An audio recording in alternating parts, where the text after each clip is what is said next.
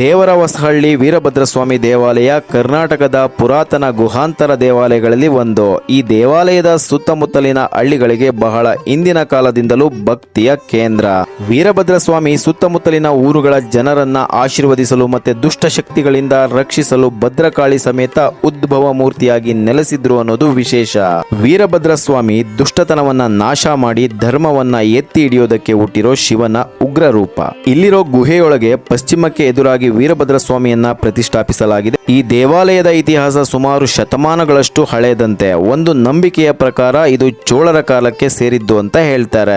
ಈ ದೇವಾಲಯ ಒಂದು ಸಣ್ಣ ಬೆಟ್ಟದ ಮೇಲಿದೆ. ಸುತ್ತಲೂ ಹಚ್ಚ ಹಸಿರಿನ ದೃಶ್ಯಗಳು ನಮ್ಮ ಮನಸ್ಸಿಗೆ ಮುದ ನೀಡೋದು ಸುಳ್ಳಲ್ಲ.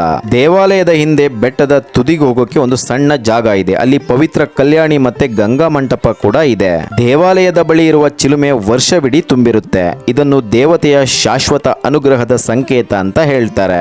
ವಾರ್ಷಿಕವಾಗಿ ನಡೆಯುವ ಅತ್ಯಂತ ಪ್ರಮುಖ ಉತ್ಸವ ಅಂದ್ರೆ ಶ್ರೀ ವೀರಭದ್ರಸ್ವಾಮಿ ಮತ್ತೆ ಭದ್ರಕಾಳಿ ದೇವಿಯ ಕಲ್ಯಾಣೋತ್ಸವ. ಇದನ್ನ ವೈಭವದಿಂದ ಆಚರಿಸಲಾಗುತ್ತೆ ಅಂತ ಹೇಳ್ತಾ ನೆಕ್ಸ್ಟ್ ವಿಡಿಯೋದಲ್ಲಿ ಸಿಗೋಣ.